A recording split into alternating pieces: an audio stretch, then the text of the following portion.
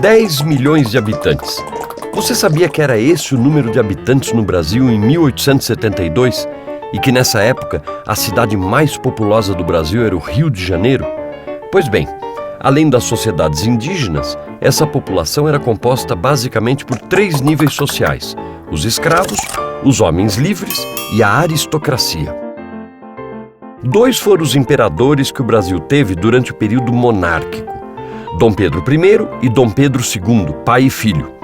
O pai inaugurou o primeiro reinado logo após a independência do Brasil em relação a Portugal, mas uma série de problemas o levou a renunciar em nome do seu filho. O menino tinha apenas 5 anos de idade, então o país foi governado por uma série de regências até Dom Pedro II assumir o trono em 1840. A economia da época era basicamente agrícola e voltada para exportação. No início do século XIX, o produto da vez era o açúcar, mas a partir de 1840, o café veio com tudo e dominou a produção. Quem fazia todo tipo de trabalho eram os escravos, claro. Nesse período, surgiram as primeiras ferrovias brasileiras, responsáveis pelo transporte da produção até o Porto de Santos. Em 1888, já no apagar das luzes da monarquia, depois de muita pressão política e vários movimentos de intelectuais, muitos dos escravos já estavam livres. A abolição decretada pela princesa Isabel apenas encerrou esse processo. A partir daí, o Brasil passou a intensificar a vinda de mão de obra imigrante. Grandes nomes das artes brasileiras surgiram nesse período.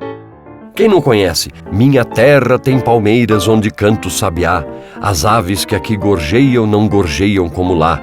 Poema escrito em 1843 por Gonçalves Dias.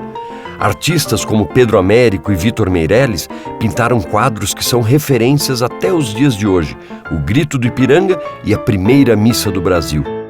Na música, por exemplo, temos Carlos Gomes, compositor da ópera O Guarani. Entre os vários pioneiros da época, o destaque fica por conta de Chiquinha Gonzaga, grande pianista de choro e a primeira mulher a reger uma orquestra. E não podemos esquecer a criação do Museu Nacional, no Rio de Janeiro.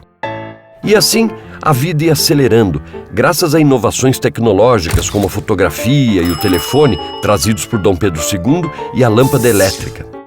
O período monárquico termina com o início da industrialização, que chegou junto com a República.